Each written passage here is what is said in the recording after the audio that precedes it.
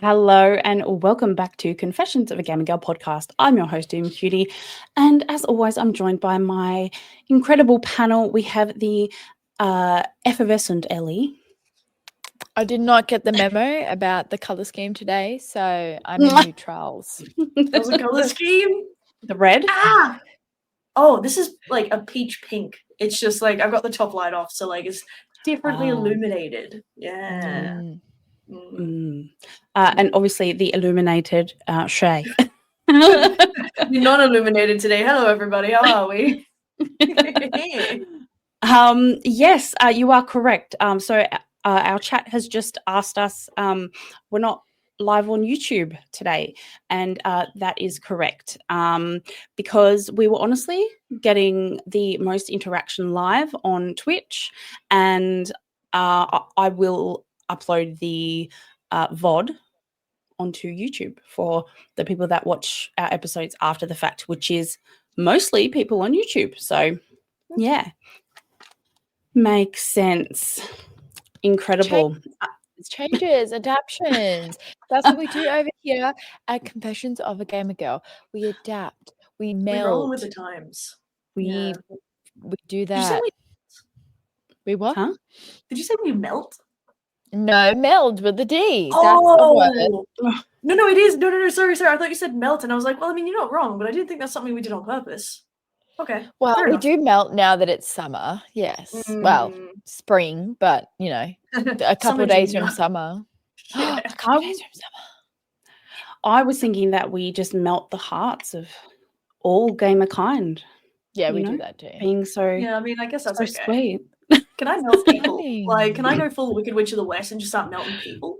Oh my god! Do not even get me started. I have ruined my bloody TikTok feed because now it's Ariana Grande. I love her, but you know, there's only I don't need to be that popular.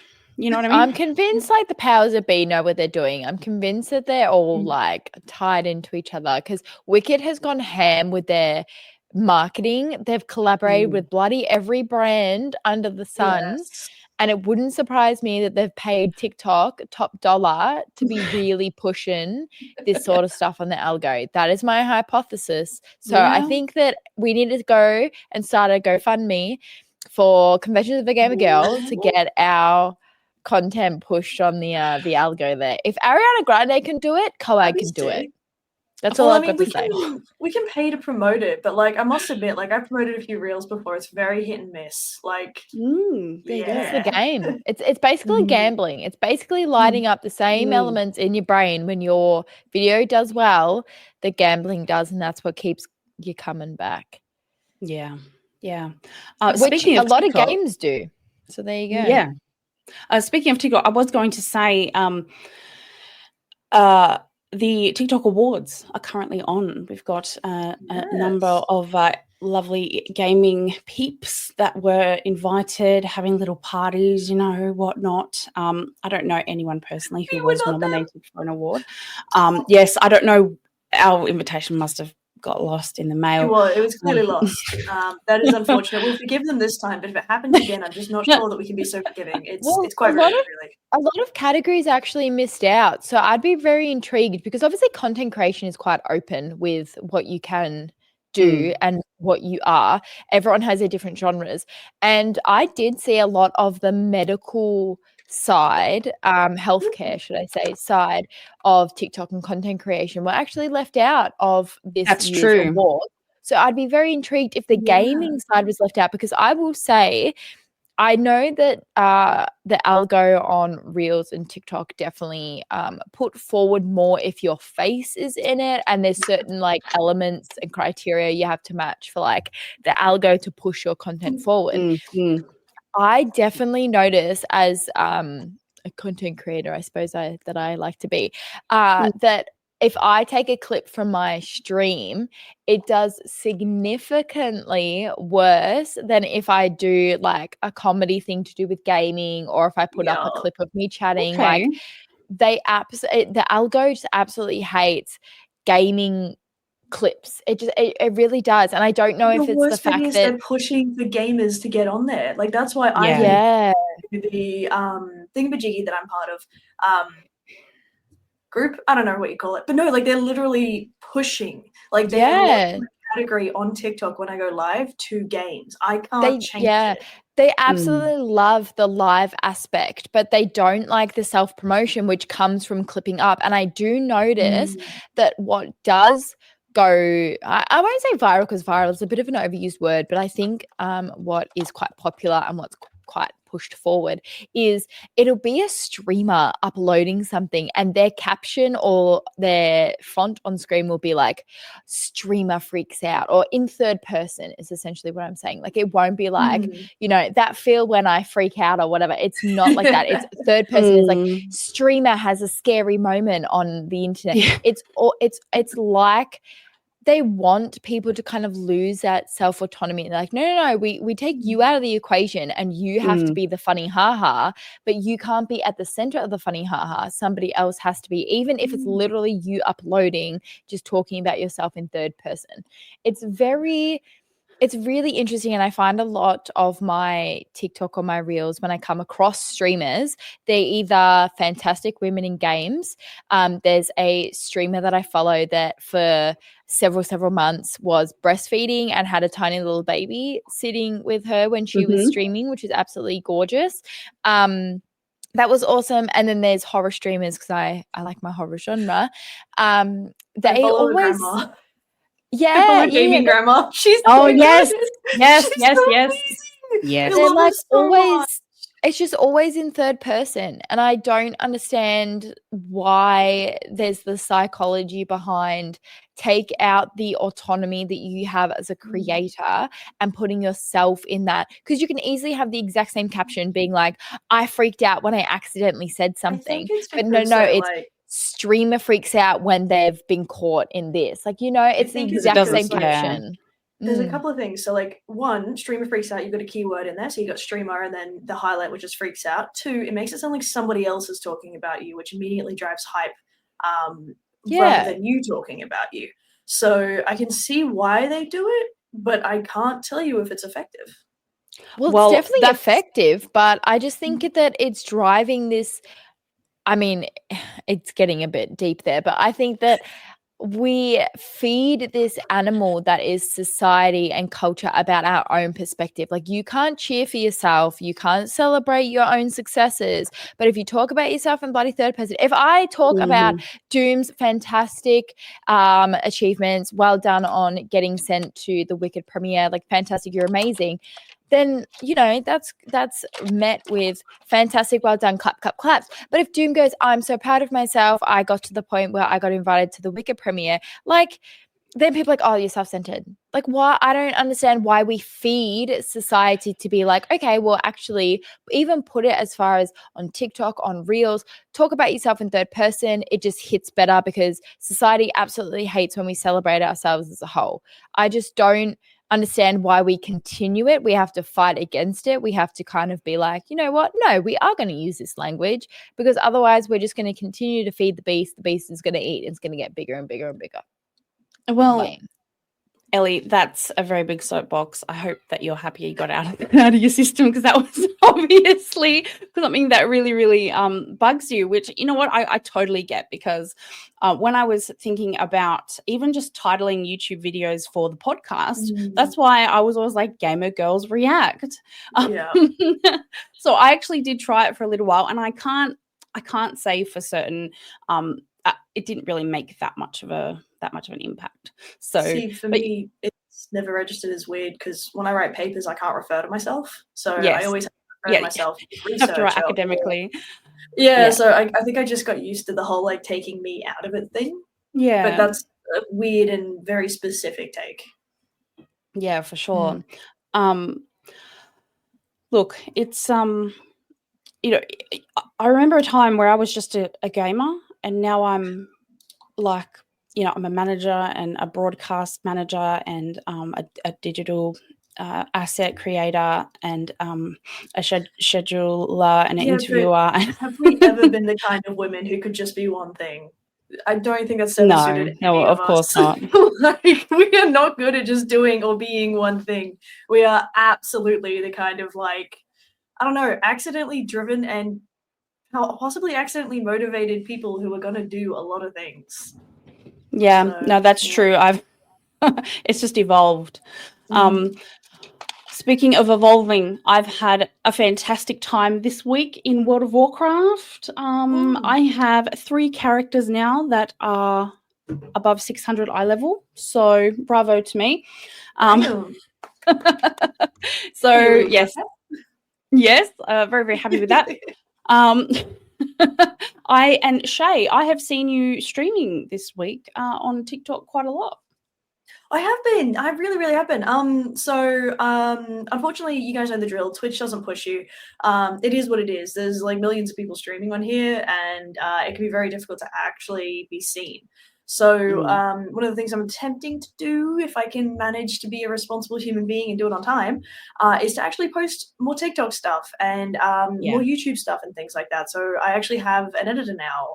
So that's amazing. So I'm gonna, when I remember to upload it, start putting up videos.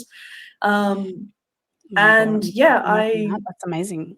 It's gonna be weird. Hey, like I'm most of my words have to be beeped out. I swear a lot. So I'm like, crud. You're not allowed to? No, not on Or do TikTok. you No. Oh, so like a And duck YouTube, noise? not either. Or a cat I meow? think at the moment it's just been blooped, but I will have to do a funny noise of some kind because I say fucky wucky a lot, which is still swearing. Yeah, like I'll die in League and I'll be like, oh, I did a fucky wucky. Okay. And well, see, there's a scale. Bad, Shay. Okay? Bad. So it'll start out as an oopsie doopsie, but if it was really bad, like I've clearly, walked into a bush that wasn't watered and I shouldn't have face checked. It's like, it was a bit of a fucky wucky, wasn't it? And that's not okay apparently. Because I'm not sitting there dropping the C-bomb. Like, that's not my vibe. But I'm gonna have some funny ass insults, and apparently they have to just be non-swearing. Thank you. Okay. All right. I don't know how to deal with that. I'm Australian, and it's very difficult to not swear. Thank you. It's hard. Ellie, I know you put up a lot of like gaming comedy. Do you feel like you try and like take out some more like niche Australian humor? Like if you made stuff and like think, they're not going to get it because they're not Aussie?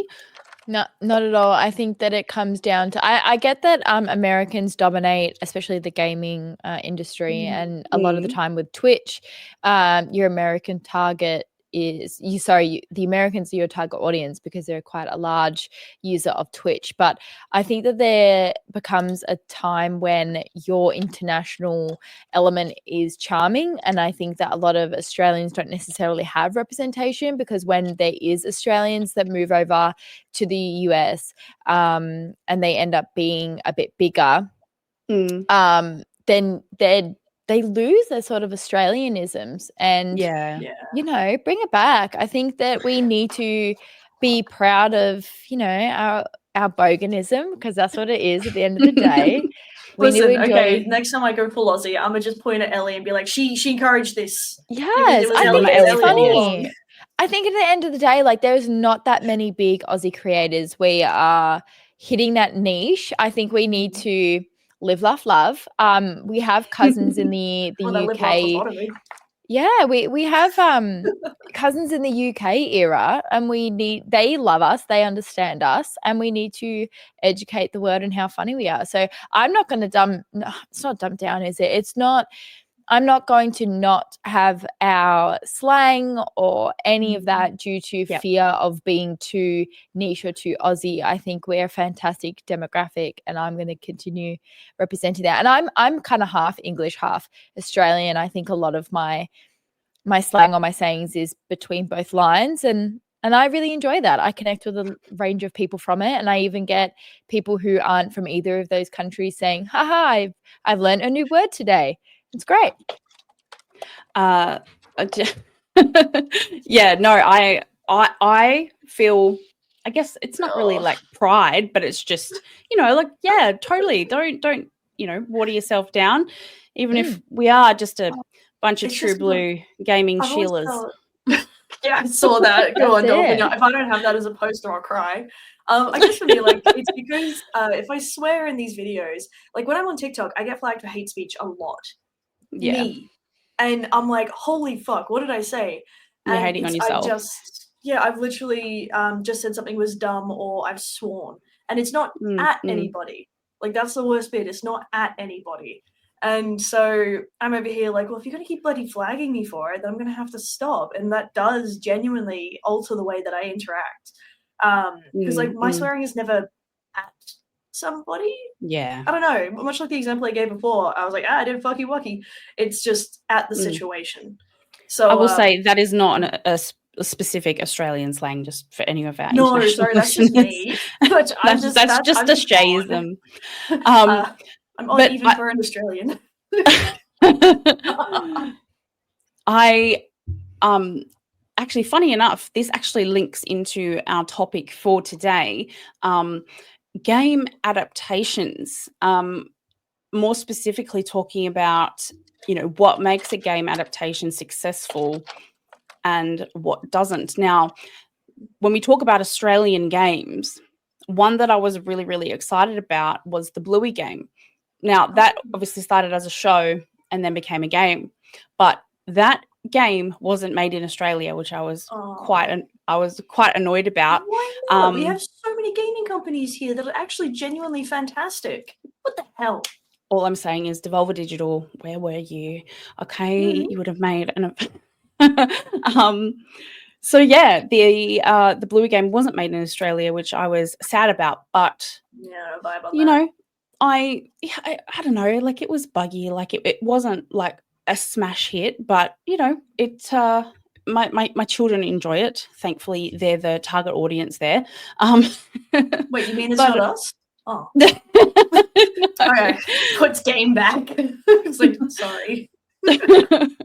But I think probably more often than not, we find video games turned into either TV series or video game, or film. Thank you, Ellie. And I think most recently, we have seen most recently, obviously, Arcane, Fallout. These are shows that are being nominated for so many awards. The Last of Us, huge. The Last of Us. Oh my God. Huge. Like, imagine, like, a AAA, quadruple A game. It's earned X amount, as a game, and then you like double, triple it because it's become a TV show. Then there's a movie, then there's an off spin, like, look at The Walking Dead. Huge, absolutely huge. And that didn't even start out as a game, wasn't it? Was it a graphic novel first? Graphic novel, yeah. So, like, the entertainment value around gaming is actually so incredible. But I'm not an expert in Arcane. I haven't actually watched it, and I don't play League of Legends. But it just so happens we do have an expert. Oh, Shay, please tell us what makes Arcane a fantastic game adaptation. Okay, so for starters, before you bring in any sort of breakdowns, like case studies, anything, it's not garbage. There you go. The most base level, it's not garbage. Okay, I want you guys to think back to like the early Mario adaptation, like that movie. Yeah, that's it, guys. Yeah. That's it. The end. Thank you for listening, everyone. That's the end. But the thing is, right, you can watch it and enjoy it. And the best thing is, you don't have to be a League player to watch and enjoy it, right? If you just want to go in there, you've never seen League in your entire life, you have no idea what it is, you don't care about gaming, you're still going to love this show. It is not locked to gamers. It is not locked to people with prior knowledge. Nothing like that. It's so inviting to new people. And that is obviously what they were trying to do. This is their business model, right? Very specifically, loses money on these endeavors to attract more people to their game, which is a really, fantastic business model. It clearly works, but it also works a bit better for consumers as well. So, I'm just saying I like it. But on top of that, when you really get into the show, I think at its core, the way it handles real personalities and truly difficult topics is fantastic. I also really enjoy, I spoke about this on my stream, but we always focus in movies and games and everything on the peak moments. So the times where we're strongest, or the times where we've just won, or some sort of thing there that makes us feel really hype. But what do you do afterwards when the PTSD sets in? What do you do afterwards when the situation's resolved? And probably not perfectly, because let's face it, nothing ever does. And you get to deal with the fallout. You get to deal with the very real consequences of injury and death. You get to deal with the very real consequences of losing people. Arcane actually deals with that, which is not what I was expecting from an Arcane adaptation. I was expecting big explosions, much wow, hot ladies, shiny stuff. And I got the most amazing emotional roller coaster ever that has genuinely written women in a way that isn't about men for once. I cannot express how much I love that. So I mean, Ellie Doom, you guys would know what I'm talking about, where women are written for the male gaze. Oh, she's hot. Oh, she really loves this one thing, so it's really easy to understand, and it's probably something that you love, blah, blah, blah. No, so these women are, well, they're hot, like they just are, but they're a different range of appearance. Okay, so there's no one person who fits an exact criteria, nothing like that. They are a complete range of humans, complete range of bodies, everything. And they have flaws. They have serious flaws that lead them repetitively into mistakes and issues. And, you know, depending on who they are, they may reflect, they may not. But the point is, they're real people. They're not just cardboard. They're not just there to be sexy. They're not just there for the men to be like, oh, I'll fight for you. Let's go. They're like, bitch, I'll fight for my fucking self. Get out of my way. Like, what you doing? I'm gonna do it better.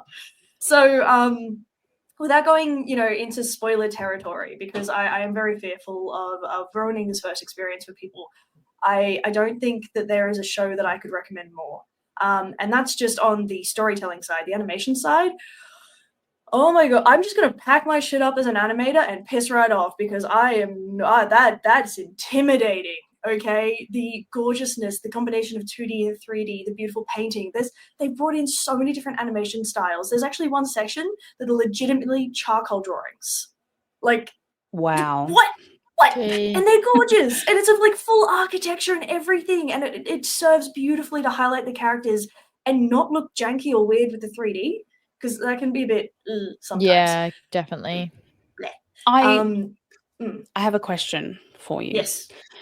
Now, as a LOL enjoyer, you know, and obviously you've watched this series and you've seen, you know, these kinds of characters, you know, come to life, be given meaning outside of just pew, smash each other's faces in.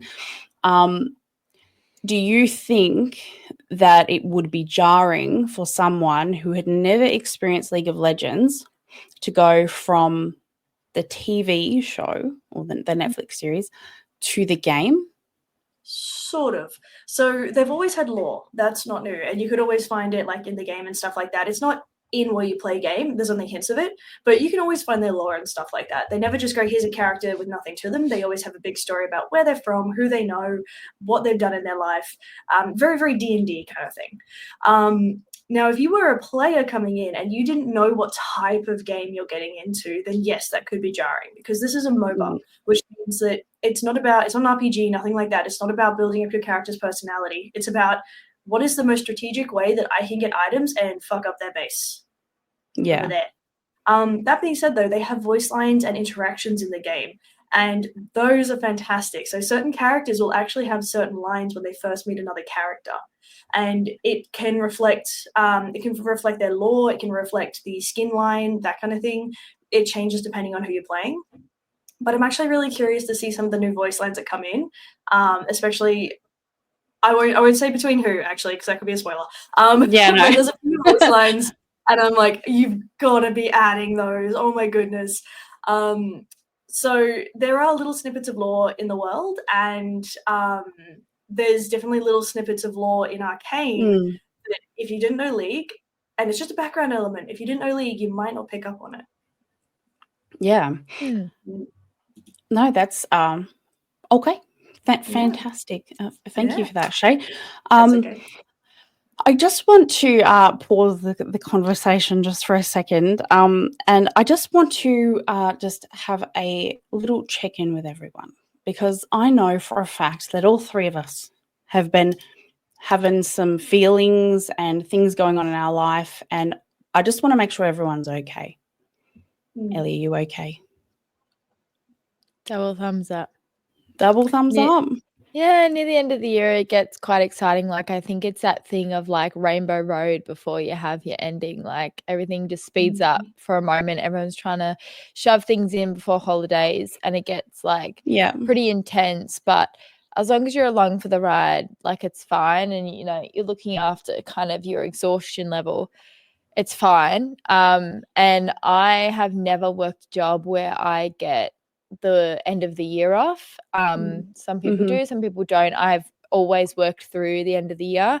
But this year I've kind of opted to take off a bunch of leave, which is really nice. So I'm kind of looking forward to the end of that. But at the same time, I enjoy the weather right now, and I enjoy this current, you know, phase of life. So I'm going with the flow, and it's been really nice.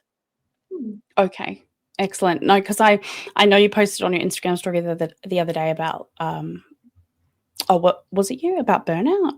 Yeah. It's definitely something that I'm experiencing at the moment, but I'm not trying to dwell in it and sit in it. I think previously it's been something where I'm like, it's so evident, it's, you know, affecting my work life, my home life, family life, personal life.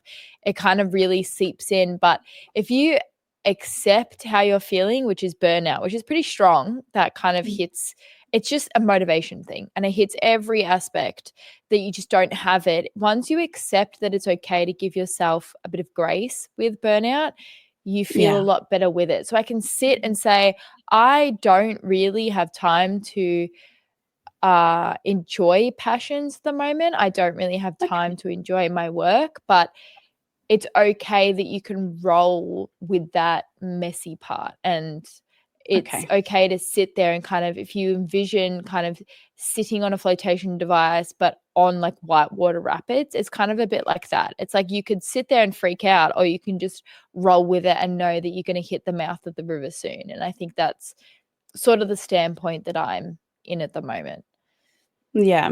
And I know, like you say, when you are feeling that way, you're kind of, I don't know, the most probably like a really watered down version of yourself temporarily, because you are going through those motions. You're still, you know, showing up. You still have to show up for your life. You know, sometimes passions like gaming, watching a favorite TV show, you know, of our favorite video game, like that definitely can go to the side, because, you know, we just don't have the energy for that. Yeah, totally. No, I totally agree. And it is that sort of acceptance level of being like, hey, I'm not showing up where I need to be right now. For me, like we discussed last week, there's easy things to take the back seat, which is for me, the content creation side of having fun. Streaming has taken a back seat, and although it hurts my soul in a way, I know that it's the right decision right now. Those pieces of me are needed elsewhere. And that's fine, because I will return to those things. Those things are waiting. Those things are quite patient. So it isn't the end of the world. And I think that a lot of us need to kind of hear the words of be kind on yourself. There are times to be hard on yourself to get your butt back into gear. But there's times where you need to realize you need to switch up gears and not be, you should be doing this, you should be doing that. There's a time to be like, you know what, I can do what I can do at the moment, and the rest will come back when it comes back. Yeah, definitely. Excellent. Well, we love to see it, as always, here at Confessions of a Gamer Girl, but it's okay to rest. It's okay to, you know, prioritize things. And, you know, like I haven't had time to, you know, look at Arcane, even though it's been everywhere, including, you know, at one of my favorite stores, Black Milk. Shout out. We're willing. We're open. Please collab. Thank you. Hashtag. Everyone, tag fucking Black Milk and tell them to hang out with us, because these are doing what they do. Oh, Arcane has done so many collaborations with freaking everything from chairs to makeup to clothing. Like, it's insane. They're doing that marketing. And we love I need it all. I do. Yes. So the way you feel about that is how I feel about Wicked. Yeah. I'm sorry. No, I understand the passion completely. I'm like, no, I'm keen. Yeah. You're like, I want it. I don't need it. I want it. Yes. Okay. So I think for me with Arcane, because like, the question that I asked you is like, the game is so different from Yes. the TV adaptation, Keep and in then mind, like, there's several League games. yeah, but it's not exactly like a adventure RPG horror like The Last of Us is, Ellie, is it? Oh, Like you well, can it can depends. certainly see the cinematic value of that game compared to League of Legends, perhaps. Oh, absolutely. So what it is League has its main game, which is the MOBA, but there's also the chess one, which is TFT, Teamfight Tactics, which is incredibly popular. There's also a Yordle spin-off, which is like a cozy Stardew Valley kind of thing. There's a fighting game coming out, which looks freaking amazing. There is 2 story-driven games as well. So they are really doing a good job of expanding their world and attempting to give it a lot more depth. Yeah. Well, good for them. But Mm. it's clear, like I can only imagine, like they, obviously they know that, League of Legends has this, I guess, identity already. Oh, yeah. And I guess they were trying to kind of show that, the game is, grown up. It's not what you see on social media as much. It's hard, right? So they're like, hey, yeah, this is grown up, but not too grown up, because Arcane actually had to have some of its scenes removed because they would have upped the rating a little bit too much. And League is in other countries, I think here as well, it's M. So you can play it as a teenager, like late teenage stage, essentially. And yeah, I just saw a thing as well. Arcane, of course, has been released around the world. It was released in China as well, and unfortunately, they removed all scenes regarding Vi and Caitlyn being a couple, which shits the hell out of me because they're the main couple of the entire goddamn thing, and they're freaking cute. There you So, go. you know, just love that. Look, well, there are some. China's a communist country, so their government That's a wild ass place. I've been there. I had to talk to all my friends on WhatsApp. Yeah, because like can't Facebook have and Facebook. stuff There was nothing else, and I was like, oh, okay. I mean, it was good in the sense that, like, for calls, I could call through there. But yeah, and apparently China is shutting down the Nintendo eShop. So there you go. Why? That is wild. Who knows? Insane. Who knows? Again, that is wild. Holy crud. But but yeah, okay, so it's okay if it changes itself, adds more depth into its identity, as long as it's done really well. Yes, and I think they have done a phenomenal job. Like, we don't have better animation than what we've just seen. They went and they got a French animation team. The French are known for being astounding animators. Their top animation school in the world is French. And they didn't skimp, okay? There were millions spent on this, and they got what they paid for. I can confidently say they genuinely got what they paid for, and it was beautiful. So what would you say that made it beautiful? Would you say that it's the flow or just the general sort of graphic design, the colors? I would say the attention to detail in literally every shot. So every shot, you can clearly define the design methods. So whether that's rule of thirds or the squirrely boy, I forget what it's called. I know I teach this, don't at me. Everything is deliberate. The golden the golden ratio. Yeah, you've got those very clearly in there, but not so clearly that they're distracting. But you're like, wow, I can really see that they're like grasping their design principles here, and they're really at the forefront of their mind. Their animation is, of course, beautiful. All animation principles were employed with just perfect, absolute perfect. And that's before you get to colors or story writing or anything like that. But everything is so deliberate. Every shot, every pan, every little movement, every tiny, tiny background detail planned and executed wonderfully. It's sweet. Those sorts of things are quite sweet, especially in the times of AI where you can kind of type in a request and it kind of spits something out. Whereas I think the limit of continuality as well, like people love either remembering it or not remembering it. Like in Bob's Burgers, there's an episode where Bob goes and gets a tattoo, and then like several episodes later he takes his jumper off and the tattoo is still there. But you look at something like an institution that is The Simpsons, and they don't have that continuality. Like they wouldn't even have that within its own episode, let alone the episode afterwards. And it depends what you want. Like if you want that sort of rope watching, which is The Simpsons, you know, you want something to happen in one thing but not the other, that's fantastic, that works.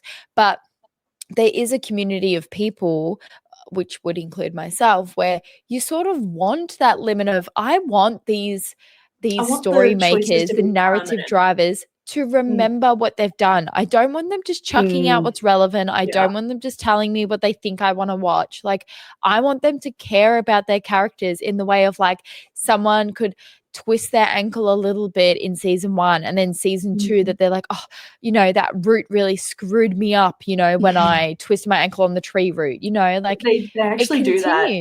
Yeah, so it's quite beautiful, and it's quite in a world where we can continue to be a bit faster or use things like AI. It's kind of lovely that they almost, you can kind of picture a big binder of like, okay, this is what's happened. This is what you can refer back to. Here we are. Yeah, exactly. No, but can you imagine how messed up Homer and Bart would look after all of the injuries they've received? They would look messed up so many times. So on the topic of Arcane and AI, Netflix apparently attempted to edit a poster just to work a bit better with like their layout and stuff like that, but they used AI. Oh boy, was that pulled down so quickly, and they were in so much trouble. The Riot team and the animation team that did Arcane do not stand for AI taking over anything that they've done, which I am so here for. And I love that they were so open, quick, and like just firm with it. They were like, no, not now, not ever. Don't you fucking dare. And I was like, "Oh, nice, good. I like it." They are the group of people that can do that, though, because the way I see it is AI is quick, it is cheap, and it is good, right? And so art is one of the most expensive things that you can purchase on the planet, because at the end of the day, like, so many people can probably do similar, not the exact same, but similar styles, similar, you know, content.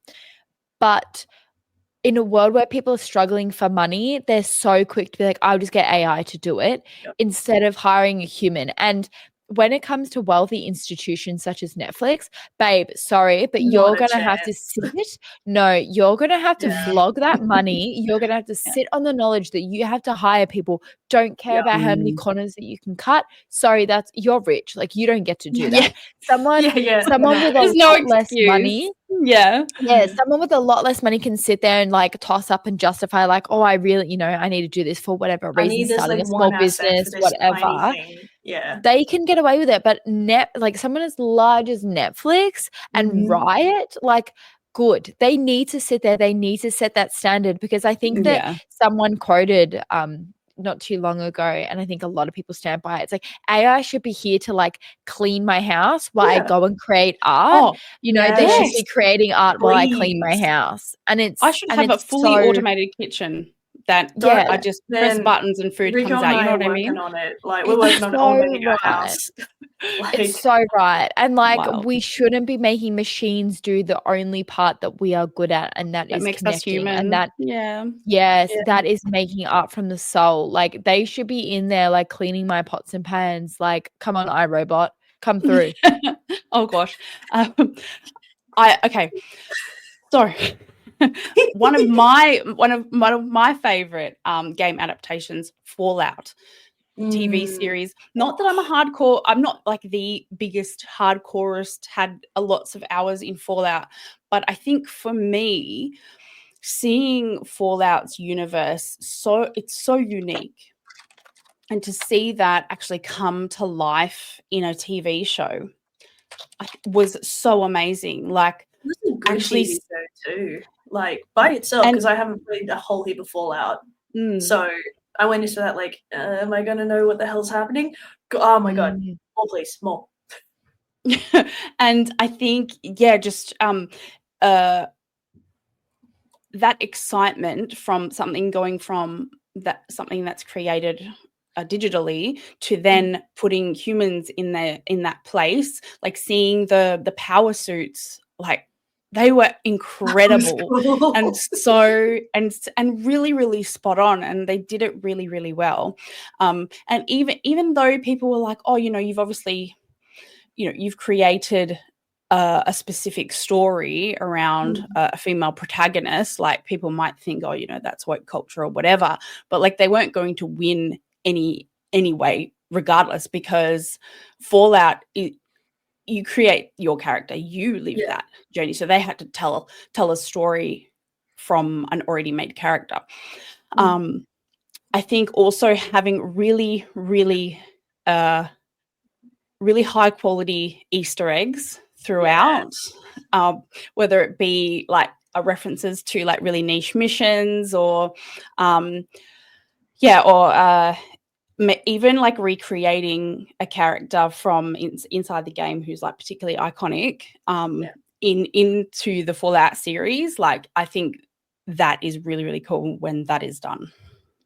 And they kind of like need to do that in a way. Like I would argue that, today with our streaming services, you can't really target your show to one sort of demographic. You couldn't target it to just gamers because sure, it's going to go viral within that community, but how are you supposed to, as a gamer, discuss like, how would I talk to my mother and be like, hey, come on, babe, come and watch this. It's based on this video game that I like. And especially like the intergenerational issue, they're going to be like, okay, I don't even really play video games, but all right. Like they've created themselves a border. And then you've got just young people that don't game, a border. Like kids that don't game those sorts of games, a border. Like you don't want to put up those sorts of borders from a film and television standpoint. You have to open it up to everybody. So there's this kind of seesaw of, you want to have it so the gamers are like, hee, I know that, but also non-gamers can come and watch it, or someone like me that is a gamer. I have not played the Fallouts. It's something that I'd be like, oh, I actually would really appreciate playing this, but I just have not gotten around to it. I could kind of like click on something, but I'm not going to get an inside joke, unless I really knew what was going on. So from a film and television standpoint, they're kind of twisted at the wrist to be able to be like, we kind of have to include a lot of separate sorts of people, not just gamers, but having those sort of like little nichey things in there is so beautiful. So for me personally, it's the Uncharted movie. Now, was I livid from the second I saw the casting? Yes, because I'm an absolute film junkie. I'm a film nerd. And so when it comes down to mixing two passions of mine, which is film and video games, I get a bit defensive. Mark Wahlberg, baby girl, why are you here? Conversation. One of the, I guess you can call it an Easter egg, couldn't you? But when Drake, which is Tom Holland, he lands on the beach and he is starting to walk inland, he comes across some random fella that's like chilling on the beach and he asks him a question that doesn't really stick out to me, but that was the voice of Drake. So the actual character Tom Holland is playing, the voice of Drake in the video games. He asks him a question and they have a really brief interaction with each other. So to the average person who wouldn't know it, totally fits in with the film, fits in with the theme. There's no issues here. But for someone who has played it and who knows a bit more, so a bit of a fan theory, knows who's voiced it, they're like, I see what you did there. And it's beautiful. It makes your little dorky heart sing. You're like, oh my gosh, I get that. It's almost like they're breaking the fourth wall, isn't it? Is that what they call it? It's kind of. It's like yes and no. It's like breaking the fourth wall-ish, like the eighth wall, if anything. But definitely, they're definitely breaking something. But that to me is like really, really fun of a little like gaming and film. Oh, we don't have things enabled. Are we, guys? We've just received our first raid as COAGG podcast. Wow!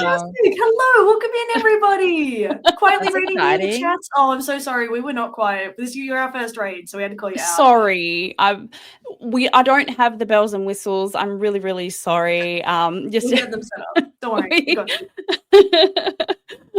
Thank you. Thank you so much, Jack with the fingers. That's a love your work, mate. Well, I'm sure in another universe there is a Jack with fingers. There's I think without fingers, because this one has fingers, so they've taken them from the other universe. I can only assume. yes, that makes sense. Hello, welcome in, Raiders. We are Confessions of a Gamer Girl podcast. Our names are here, so I don't even need to say them. They're amazing. All of the links to the girlies are down below. We have a podcast every single week on Monday evenings, and we talk about video games. Wednesday evenings. It's Wednesday not evenings. Yeah, it's not Monday. Oh fuck. I know. It's the end of the year where I'm just gonna climb under the table. Just excuse me. It's okay. I got a cool shot of the Warcraft tattoo. I'm pleased. Oh, you got a double. Yeah, I got to see it. I was like, excellent, perfect. Yeah, no, yes, I'm glad it's Wednesday and not Monday because I would cry. That's another topic that we definitely should do is gaming tattoos, because I want an Until Dawn tattoo and I am stumped at what I want. Like, there's so many like obvious tattoos in whatever, game that you like that you can get. Like for Until Dawn, a lot of people have Beth's butterfly tattoo because she has Hannah, sorry, she has a butterfly tattoo, so a lot of people have that tattoo, but that's too obvious for me. I don't want to be matching with thousands of people around the world of the same tattoo. No, so, I need my Digi. I've been looking at tattoos, gaming tattoos specifically. So I'm not the kind of person who wants to get stuff that specifically has a meaning, and I don't really want stuff that's like from a franchise and stuff, because we've seen how badly that can go wrong, and also it's just not my style. Like, I've got my one tattoo that's like fine line and everything, but Arcane uses a oh my goodness, words are escaping me. They use an Art Deco style, but it's a modernized Art Deco style. So Art Deco is not just for architecture, it can also be clothing, makeup, all that kind of thing. Like, it can spread. So Art Deco with fine line, like on the right shoulder, I think would be If you guys have seen Arcane, Mel is decked out in gold tattoos. Similar style, but not gold, because honestly, I don't like gold. I wish that was a thing, though. I wish gold tattoos was a thing. Ever since I saw Hunger Games and the people of the Capitol had like gold tattoos, I was like, oh, I wish that was a thing. I know that people do glitter tattoos now, but they're not really glitter, and by the end of it they kind of look like hundreds and thousands more than glitter, but still beautiful. Obviously still beautiful. But I would love gold. We should definitely do gaming tattoo episode. That would be fantastic. Be cool. That would be too influency. I would get them all. I'd get them all. We'll get a tattoo artist on. Yeah. Oh god, can we? Specifically a gaming tattoo artist or an anime one? Oh my goodness. No, right, guys, Shay, if that exists, I've been searching for a gamer tattoo artist in Melbourne for so long. No, well, at least not in Melbourne. They don't advertise themselves as gamer tattooists though. Because maybe in Brizzy, but like I've been looking for one in Melbourne because, like I said, I've been trying to find an Until Dawn tattoo, but I want to go to like a literal artist and be like, this is the game that I love. This is like the few elements that I love. Like, you're a gamer, you've played the game, like let's like bounce off each other, rather than me giving an artist like a bunch of elements and they coming up with a beautiful tattoo. Like, it's more different. Like, I want to like brainstorm with an artist, because obviously I'm not an artist. I want to brainstorm with them, being like, babe, let's put our little wrinkly brains together and let's come up with something that's original and not every second person has on #UntilDawn tattoo. That's my vibe.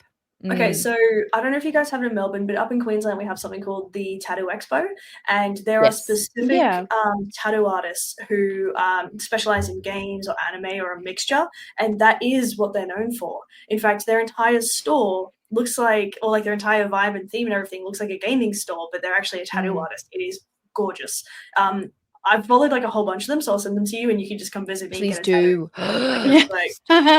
Sleep over at Shay's I might just have to I'm coming up to Brizzy. I'm sleeping over with you and Daddy Rico, and it's gonna be a good time. It's gonna be great. I'm gonna be in the middle with Tank, and it's it's gonna be phenomenal. You joke, but that little cat, well, I say little, he big, he wants them cuddles, okay? Yeah, and I got him for free. Oh my god, perfect.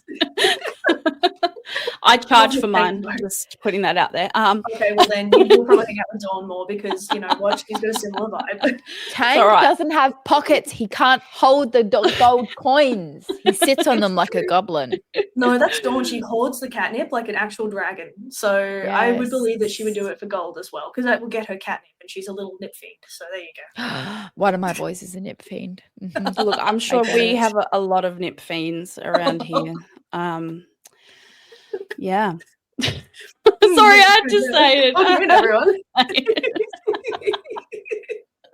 Okay, so what we've just discovered, everyone, is big sleepover in Queensland. We're all getting gaming tattoos together. It's the only way. It's the only way, I'm afraid. This Gonna is have the to do way. It's it. the only way. We're going to This start up is the the Pinterest way. board. I'm going to categorize that entire goddamn website. Done. It'd be great. Yeah. Easy. Stunning. Fantastic. Mhm. I wanted to talk about Tom Holland as in like what's wrong with him playing that character. But What's wrong with him? Poor Spider-Man. Poor Spider-Man. He's just smothering. So much anger when he was cast. And like, keep in mind, so I hadn't why? really What is I know this how- hate? wasn't he the wrong age or something, or just not quite the right vibe? He's not the wrong age, more just like baby girl is not as rugged. I'm Soza. He is he's not that rugged. The thing that I had with Mr. Tom is fantastic action adventure man, actor, absolutely fantastic, does his own stunts, that adds to another level of immersion. So cannot fault the man. I think he's a fantastic actor. I think he is very, very talented, But he wasn't grown enough. he just takes it takes you out of it. And do I dare also blame the makeup department on that? Like, it doesn't take a couple stipples to age him a wee bit. Like, I get where they were coming from, but I'm sorry, but like Mark Wahlberg was a cardinal sin. He was not Sully. He is a cardinal sin. No, I He's agree not with that. Sully.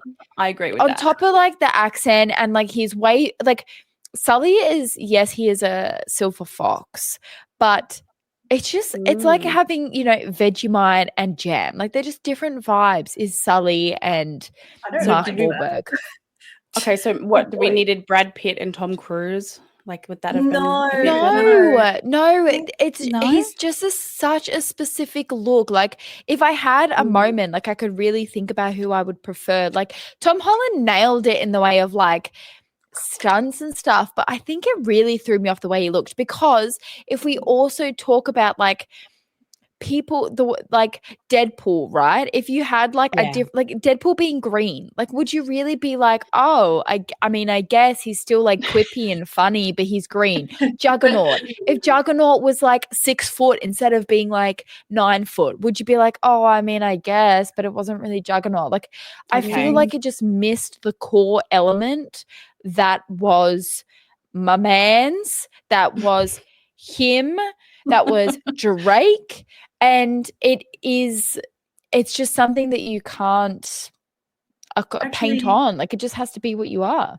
There's definitely some alternates to Tom, right? So don't get me wrong, I think Tom's a fantastic actor. He's phenomenal. Exactly. Funny dude. But of course. There's like Jensen Ackles and stuff like that who would have suited the role a lot better, because they are older men. They do have some of that wrinkling there and that ruggedness just built in because of their age. And like, so we see it a lot with women in films and stuff like that. Younger women are always cast for older parts because we can't let people see that women age. Oh my God. No. Yes, and vice versa. But we don't want to encourage that for men either. Like, it's a human thing to age, and we should be casting people who are at least reasonably the correct age or correct look for what we're going with. Like, if you're going to cast some 40-year-old dude, cast a 40-year-old dude, Like, it's fine, do it. Maybe maybe it was like, cost. Maybe I don't know. Maybe. Maybe, but like, look at Euphoria though. Like, Euphoria is obviously a high school drama, absolutely fantastic show, and bless them, but they're like late 20s playing teenagers, right? Because if you look at these actors back when they actually were the age that they are portraying, they look like babies, and at the end of the day, there's an element of, are they legal? Can I sexualize them? There is that element, like genuinely, there is that element. And so I may or may not have had to look up Tom Holland's age because he's, he's very young as Spider-Man. You know what I mean? Like I was just like, is he a But teenager? he has a baby and then face. I found out, like, he does. But he's actually, but he was like 20 at the time. Like I think on Spider-Man 1, he was like 20 or something. That's okay. That's allowed. Yeah, like he was, but he was the closest ever. Like Andrew Garfield, my husband, he played Spider-Man, which was a 17-year-old at like 28. Like they just don't match it up. And you can get deeper into it, of course, with how it messes with people's like sense of self and whatever. It really does. It messes with people's ability to understand and tell a person's age by looking. Like there's always going to be a lot of stuff there. Yeah. But it's also I'm like, going to need some ID. Do you have a passport? Should they look the way that they look, Like you look at like any of those kids, you look at Tom Holland playing Drake, and it's almost like the opposite, because if anything, you're like, oh, should I be looking like that at 17 when these people are looking like me playing a 17-year-old? Hello, fellow children in like a high school locker area. And then you almost have Mr. Tom Holland, bless his little cotton socks, playing Drake when Drake is meant to be like this rugged, I don't even know what age in that, because that game was the film. I don't know what age. Like I want to say early 30s. Like that's kind of what I want to say. Like early 30s. To get the crow's feet, so I'm gonna say early 30s. Yeah, I want to say early 30s. Does that? But Tom Holland isn't even 30 yet, and so if you're not even near the age of what you're portraying, then well, obviously because Uncharted is like a few years old, then you're not gonna look like the age that you're trying to portray. So my also like little conspiracy theory tinfoil hat moment was they're capitalizing on, oh my god, Spider-Man is in also this other film, let me go and see it, because they did that exact thing with Zac Efron in like the 2010s. They put baby girl in everything, because some people, not me, are going to go and watch a movie with Zac Efron because it's got Zac Efron in it, and they know what they're doing. Hello, like Harry Styles in 1917. Hey, isn't that just like The Rock when he's like, he's in like an action film, 1 second it's a horror, 1 minute it's family friendly, like he's a babysitter, Moana. He's an action hero. He was good, like, Moana though. Like, man, dude was like on it. I love brother knows what he's doing, but of like he's singing along with the film with his actual parts, and his daughter's like, "Shut up, daddy." Yeah, I'm trying to listen to Maui. Yeah, like damn, I see kids. You're getting told by your kid. Yeah, I mean, he definitely does his job, and The Rock is forever aging. We love The Rock. I mean, next Min Baby Girl is going to be in a video game. Although I did hear that the Jumanji video game was good. Yeah, sorry, surely not. He hasn't been a wrestler in years. No, I don't think he's been a wrestler in a long time. But Rico, my partner, was really into him as a wrestler. So apparently he was quite good, and he played the villain side. He was. I'm not familiar with wrestling. He's got this. This. Let me do it. What's cooking? What's the rock cooking? Like, relax there, mate. Ellie, I totally understand. Jack with the fingers has said, I think a big problem with adaptations is that players have had hundreds of hours with these characters. So larger deviations throws you out of the experience. So if you've played, with, on Uncharted and you're with this, rugged adventurer, and then you watch the film and it's a teenager who looks like he needs his mum, then that's probably going to be off-putting. So casting is really, really important. Oh yeah, totally. But I mean, you look at The Last of Us, and like Joel doesn't really look like Pedro Pascal. I think you would almost argue that they're different nationalities as well. But Pedro Pascal, like, he nailed it. He nailed Joel. Like, he was so good. And then Ellie, Bella, like, they portrayed Ellie to a bloody T. And do they look like a bit different? Like, of course they do. Like, they're just two different humans. But Bella absolutely nailed how Ellie is portrayed. And I think that I would not want anybody else playing Ellie. And I think that also we have discussed Honestly, for several Ellie, times on this it was going podcast. Yeah, we have discussed several times on this podcast that gamers are the most delicate human beings, that people sook over the smallest itty bitty thing in the world. And you could have Elliot Page playing Ellie to a T, absolutely nailing them. And people would still be like, oh, but this, that, and the other. Because at the end of the day, these characters are not real. Like, we need to realize that if we're talking about Ellie from The Last of Us, she was probably designed by one team, voiced by Ashley, you know, other written by somebody else. Like, these characters are built by like 20 odd, if not more people. Like, they're not going to be able to be represented by one person, one actor. Like, it does not work like that.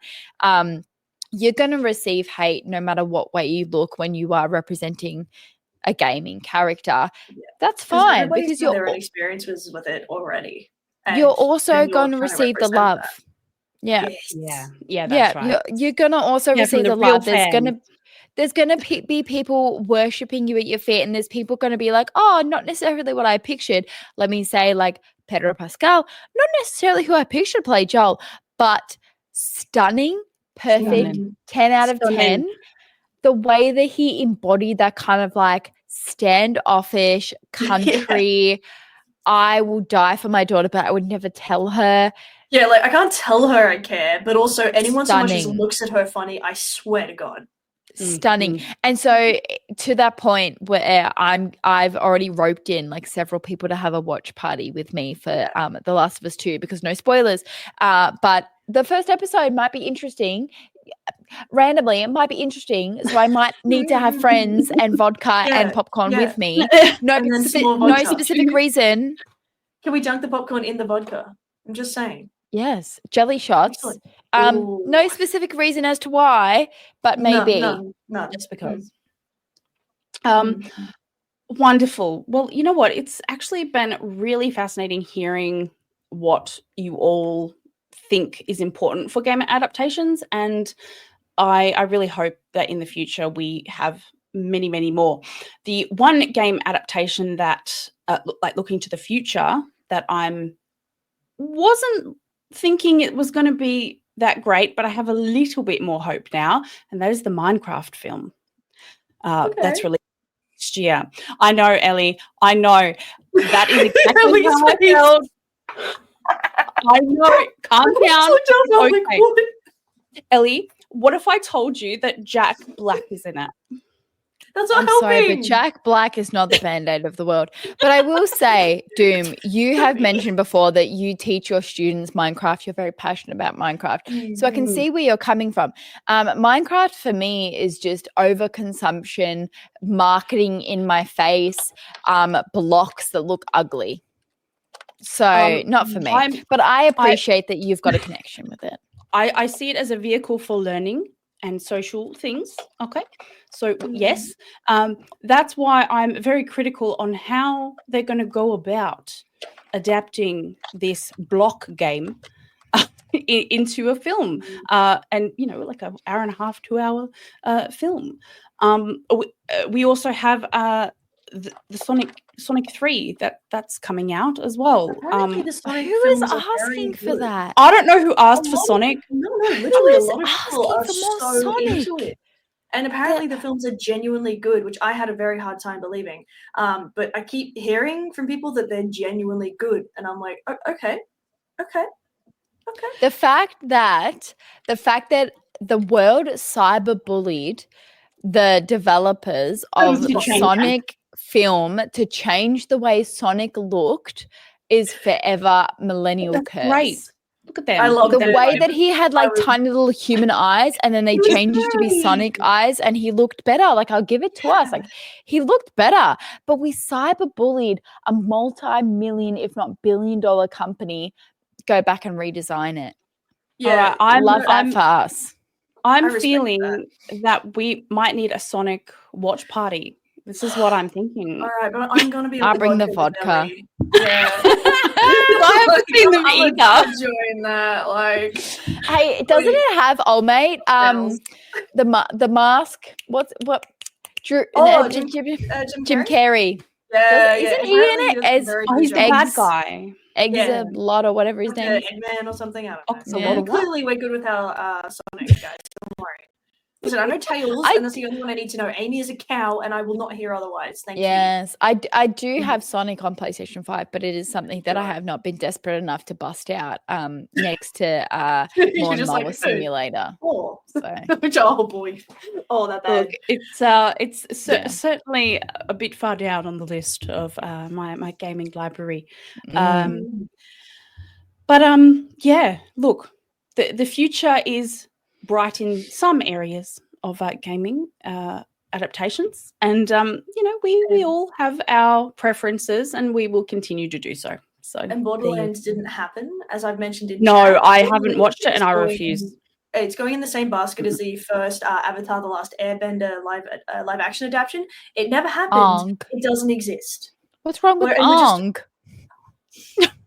Okay, I'm going to paint you a picture. I was so poor back when that film came out that I had to skip meals because I genuinely couldn't afford to eat. But I saved up enough to go and see Avatar: The Last Airbender in cinemas because I loved it so much as a cartoon.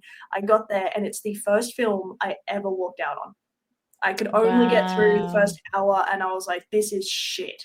And I left. And that was such a hard blow because I knew how hard I had to save up for that and what I had to sacrifice. And I got there and it was garbage. So I will forever hold a grudge against that shit movie. Thank you. Fair.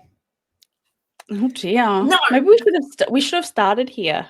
No, we shouldn't have. It doesn't exist, remember? I just said that. Go. Sorry. Maybe that's why I didn't bring it up. Yeah, you were like, I know it's horrendous and I would never do that to Shay. And I appreciate that. Yeah. You're welcome. Yeah, thank you. Yeah, see, Jack with the fingers has got it. They never made an Airbender movie. I don't know what you're talking about. Exactly. We were uninformed in this. We misremembered. It never existed. And you're very right. My gamer crystal ball, I'm looking into it and I'm feeling that that's how I'm going to feel about the Minecraft film. But I'm welcome to be proved wrong. Yeah, please prove me wrong, Mojang. Please. Yeah. Anyway, that's all we have for you today, gamers. And Shay, Ellie, doing anything exciting? Crawling to Christmas, I assume. Well, just a fraction. You go, Shay. Well, it's my birthday before it's Christmas, so I have to remember to do things for that. But I think Rico was going to take care of that. I don't know. My partner said I don't know. It's just woohoo! I got to put things together for people, and I'm having a low spike at the moment, or low dip at the moment. So the idea of putting together a social gathering is like, please no. Thank you. And then I got to check up friend miss and stuff. Glitch, your birthday is the 27th of December. Oh man, I feel you. Mine's the 17th, so you're 10 days after me. Oh, I feel you, man.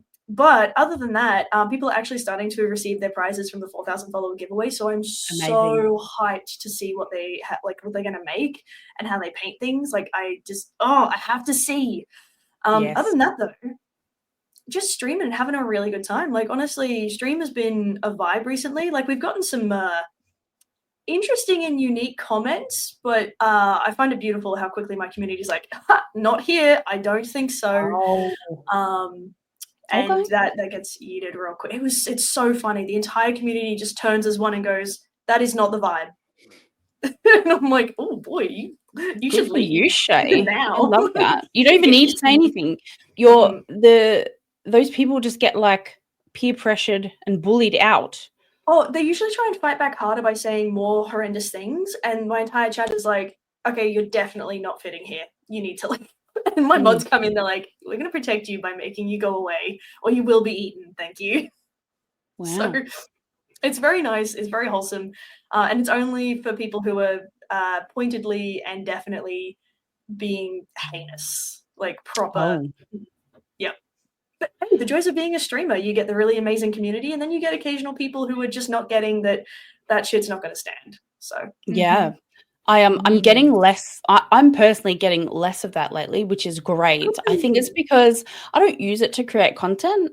Maybe if I leaned into that, I'd be more internet famous. Not that I want to be internet famous, but You know what I mean? Like more people would come here because they think I'd like, I don't know, harass them. Maybe some people are into that, you know? Some people are, they really do love the attention, whether it is positive or negative. And it's funny to a point, and then it becomes sad. And you're like, oh, you should just go now because this is weird. For sure. Ellie, what are you getting up to? Are you doing adventures and things? Yeah. So I'm gonna see how far my PlayStation Portal stretches over this weekend. I'm going away for a few days, so I'm gonna see if my PlayStation Portal holds up to it, which is super exciting. I know that it needs a pretty strong internet connection to be able to connect with my PlayStation back here, as I'm going a few hours away. But I'm so excited to game in a different location. And I know genuinely, that sounds so silly, but I am a big bath girl. I love my baths, and my portal really works. She shows up for me in the tub. In the bath?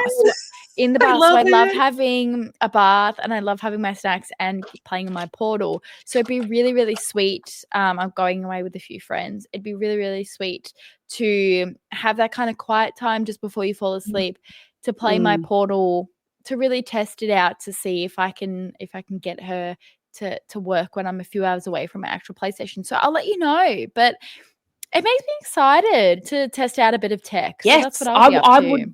I would love to actually see that. I don't own one, but like, do you have to keep the PlayStation 5 on, like connect it? You're like, bye, I'm going away. And then it talks to the other one. It's like, I can control you as long as we're connected to the internet. Exactly. Yeah. So it just has to be in sleep mode. So it just has to be asleep. And then when I turn on my portal, wherever I am, it turns on my PlayStation, and it's just essentially like screen mirroring. It's just streaming. So it's literally just nicking it over there over the internet. So it just, as long as I've got a good internet where I am, because obviously my home internet is quite good. If I have decent internet where I am to receive that signal, then we should be cooking with gas. I've been playing Spider-Man 2, and I need to be like I need to continue it. So what happens though if your little man, who is now obsessed with the colorful button, decides to hit the colorful button? Well, he will be with me, so he won't be touching my console. Yeah. He won't be touching my console. It's my portal that I protect. But I actually asked for Santa to bring me a portal case for Christmas, because I've taken my portal to several places. But I have like held it. I'm like, I'm not putting it in my backpack. I'm not putting in anything. Like, do not fucking touch it. Don't put your greasy little handprints on it or nothing. And I've taken it. So I need a case, like a full-on like hard knock case that I know you can get a few ones. And I'm hoping there's a few cool ones over on Etsy. I haven't looked because I just hope Santa knows my vibe. Maybe a couple skulls. That would be pretty cool. So I hope Mr. Ellie is watching, just so that they can relay to Santa, of course. So Mr. Ellie, take notes. Mr. Ellie. Yes, Mr. Ellie, Mr. Shay. Thank you. Me. Yes. I'm not continuing to exist. It's top tier. Do you know what? I actually jumped into I just dipped my toes into the remastered Spyro, which is on Xbox Game Pass. Yes, I saw. If you liked it back in the day, because I think you can speed run that, right? Is that that's speed runnable? It looks it. Yeah, like you could go like pew like super fast, but I'm just like loving it. I'm like a little dragon. I'm just enjoying it by myself, and I am looking at potentially, maybe, I don't know, if Santa brings me a new motherboard and RAM, maybe I'll be able to like do some of my own gaming streaming. You should set up a throne. You should set up a throne, which is how communities can gift people. And Dunes has one. And do you have your stuff on it that you would like? You need to put that on there and turn on crowdfunding, and then maybe Santa can get that to you a little faster. Okay. Because Ellie and I don't know what to get you for Christmas, so I'm just saying, like, you better turn that shit on for me. Christmas at COAGG, yes. We'll sort it out. Don't worry. If you join our Discord, which was linked in the chat. Last year. We did it last year. We did a gift exchange using each other's thrones. So yeah, and we had like a price cap on it just so it was fair. So definitely be on the lookout for that. That was lots of fun. That was really was. lots of fun last year, getting randomly assigned another squad member of COAGG. That was really, really cool, gifting each other, because you get the choice, you know, like people have something that's cost $5 and they're thrown all the way up to like $100. And it's really how much you can spare around Christmas. Everyone's obviously so thankful either way. I found it really, really fun last year, even though I accidentally asked for the wrong thing that didn't connect with my phone that I ended up giving to a fellow friend. I still got to like have that nice moment of gifting, but just double check that things connect. Yeah. So we'll have to get that set up, I think, after this episode, so that everyone's got time to Great idea. Yeah, sort that out. But like, I'm keen. Let's do this. Let's do a Secret Santa.